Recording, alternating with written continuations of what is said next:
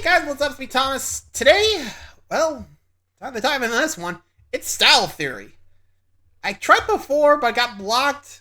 Hopefully I won't get blocked this time, but you never know. But I'm taking a chance again. Today we got, I made Sonic the strongest shoes in the world. Well, considering how Sonic tends to blow through the shoes in the movies, so why not? I'm actually kind of curious to see what Amy comes up with, so how about we check it out? Be sure to like, subscribe for more. Hope you enjoy. Wish me luck. Here we go. Are there any shoes actually strong enough to withstand Sonic the Hedgehog's incredible speed? Stay tuned to find out.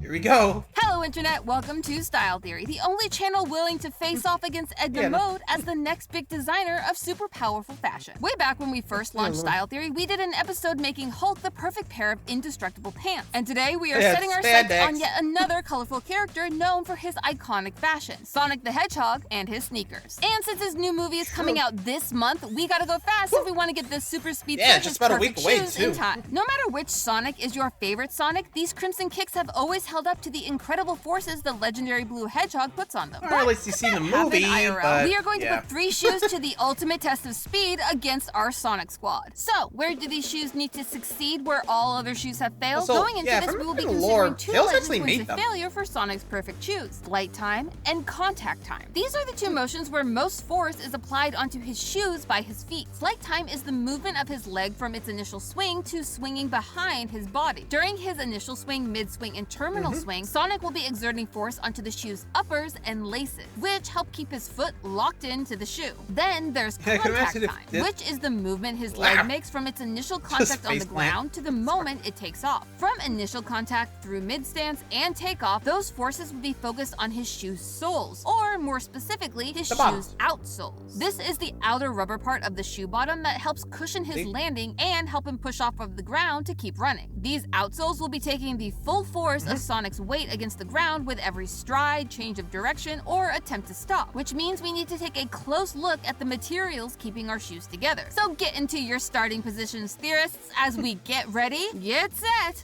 gotta go fast. Let's meet our 3 contenders. Well, this is gonna be interesting to say the least. Because, like I said, I think I remember in the first Sonic movie, like, he got, like, Jordans that actually were able to hold up, though I'm not too sure. I'll have to look back at that scene. But the others, like, in the games, movies, and all, in the modern time stuff, Tails, remember, if I remember correctly, Tails were the ones that actually made the shoes for Sonic, you know? I mean, like I said, it's been a while, so I think that's what the story is, but it's around.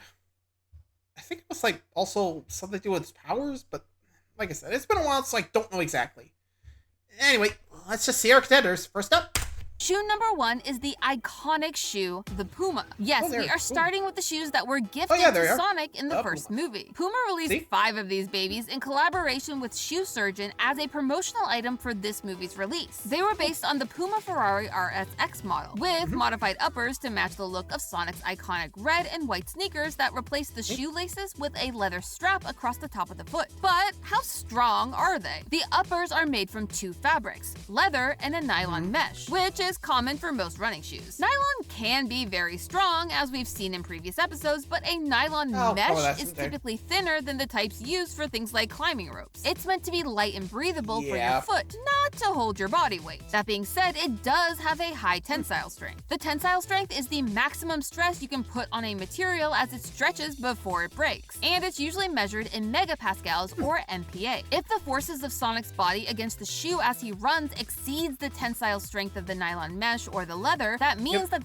shoe is headed straight for the dumpster. Nylon mesh has a tensile strength of roughly 50 to 90 MPa, depending on the type of mesh you use. We'll give it a fighting chance and go with the top of that range. Then you have that leather strap and leather side pieces. Using cowhide leather as our base, which is the most common shoe leather, we are looking at a tensile strength of roughly 15.3 to 37.5 MPa, which, even taking the upper end of that range, seems pretty low. To give you an idea idea of what I mean, cotton, you know, your basic average t-shirt, has a tensile strength between 20 and 41 MPa when it's dry. Wet cotton can have 2 times that tensile strength. But we'll see if Puma made the right call replacing those laces with that leather strap soon enough. When it comes to the bottoms of our Pumas, these have rubber outsoles with a tensile strength of between 10 to 30 MPa, meaning that our classic running shoes total stats look a bit like this.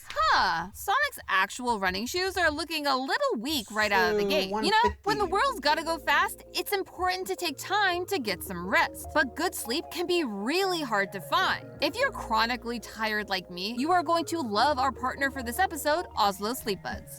I'll move on ahead from this one, but so I think with at least the math that I'm looking at here, I think we're looking about 158.5 megapascals, or at least, like I said, just looking at the math right now to see if that's even close. I don't know if that's going to work, but it's going to be based on the force Sonic's going to give. Remember, we are talking about the fastest thing alive, so it's not going to be about his mass, it's going to be about his speed. So, yeah. All I gotta say is, I don't think any of these are going to get close, but I guess we'll know more once we keep looking at the other contenders. For partnering with us for this episode. For shoe number 2, we're going to try something a little different. Something a bit stronger. These are the Innovate G-Series Terra Ultra G260s, aka the strongest shoe I could find on the market as of writing this episode. Innovate constructed this shoe with a unique graphene-enhanced rubber compound, which the manufacturer claims has the world's toughest grip. Graphene is made from a material called graphite, which is the stuff that's used for the tips of some pencils. But unlike our questionable Pumas, these shoes are not just hyping up their strength. Graphene is super strong. In fact, it is 200 times stronger than steel. We actually used it when we designed Hulk's perfect pants. Graphene is also heat resistant, meaning that besides the force, it could stand up to the friction of Sonic running around at super speed. Pure graphene has a tensile strength of 130 gigapascals, or 130,000 megapascals. That is a lot more than our Pumas. However, while a graphene rubber band can have the same tensile strength as graphene itself, the Innovate doesn't list the percentages of rubber to graphene, meaning we need to use the other information available to find our final strength for this one. Innovate claims that these outsoles are 50% harder wearing than regular running shoes, which should mean that their rubber graphene compound can handle 50% more force than the average running shoe. This gives the Innovates a tensile strength of 45 MPa, which is significantly lower than the graphene itself, but it is our strongest sole so far. And I didn't forget about the uppers. These babies are made from Kevlar. Yes, the stuff used to make bulletproof vests. Kevlar has a tensile strength of 3,620 MPa. And hey, if it's good enough to catch a bullet, it should hopefully be good enough to stand up to Sonic even at his craziest speeds. As for the laces, while they're not listed on the actual website, we do have 2 likely options. First is your typical shoelace made from polyester that have a tensile strength of about 131 kilograms, which converts to about 0.001 to 8467 MPa. Which, I can see why they cut the laces from the movie's design. But we do have one other option. Given that the shoes use Kevlar for its uppers, we can also use Kevlar for our laces. These have a better tensile strength, though not by much, coming in at 0.00569,372 MPa, which makes our final stats for this shoe not too shabby. Also, we can get them in red. Clearly, we've reached the peak of shoe strength with this one, haven't we, Theorist? Yeah, you said on a budget, so there's gotta be one more to go. Final contender. Let me introduce you to shoe number 3, Style Theory's Custom Kicks. Yes, we are once again designing our own item to face off against the power of the Blue Blur himself. While these shoes don't physically exist yet, they are made from items that are available in the world right now. We won't be pulling in any fictional materials here. The other thing to consider here is weight. While we could go ham and make a set of shoes out of palladium, diamond, or titanium alloys, Sonic's feet wouldn't just be uncomfortable, they'd be death traps, especially for a guy who can't swim.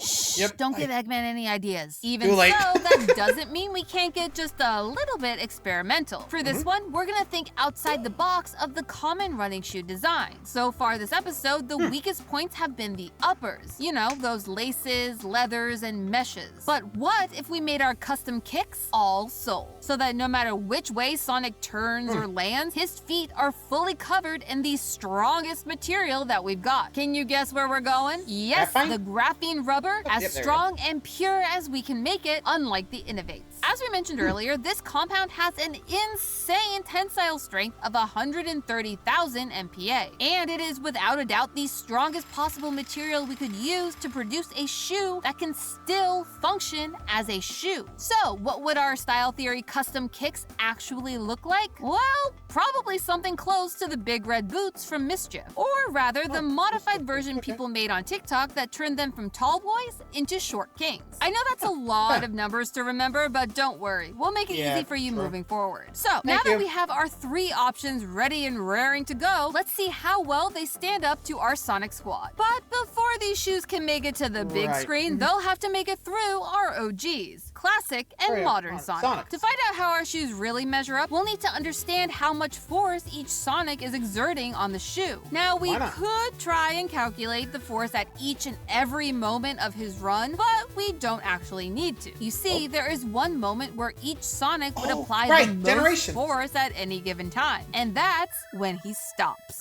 During deceleration, the full force of his super speed is being put onto his feet. So, how do we find out what that force is? Well, lucky for us, my sibling and theorist did a lot of the legwork for us.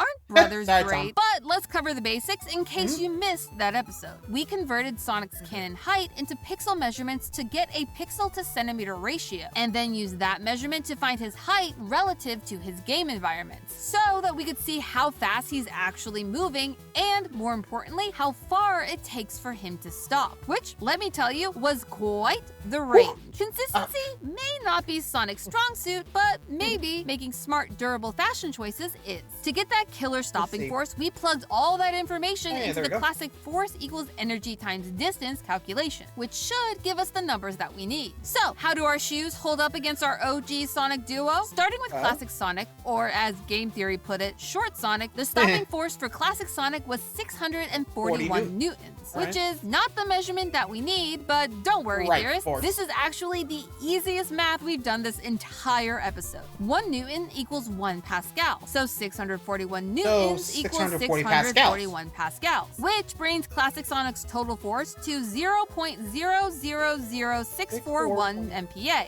Dang, that's actually not that much. That is a pass for every one of our shoes. Fascinating. Maybe the answer is a lot simpler than we thought. Moving down the line, our next we're not done yet. We got 2 more. Next up, Modern Sonic. He comes in at a stopping force of 2,385 newtons, or 0.002355 megapascals. Still well below our tensile strength benchmarks. Dang, I really thought at least one shoe would have failed. Now, realistically, over time, all of these shoes would wear down, so even if they can survive one stop, it's likely Sonic will need to replace them regularly. But for today, you can consider our first 2 Sonics defeated by some pretty basic shoes. But as we know, Sonic in the games is moving a lot slower than he claims. So what would happen if these Sonics were actually able to roll around at the speed of sound like the song says? Well, we'd be looking at something closer to 29,842 newtons, or 0.024 MPa, which would actually take one of our shoes out of the running. Sorry, Innovates, but you made one crucial error, the shoelaces. Again, I have to give it up to Puma for making the smart call and dropping the laces from their movie design. Clearly, someone on that team is a theorist. But while that force may snap our shoelaces and our bones, it's not tearing apart the rest of our shoes. Yet, that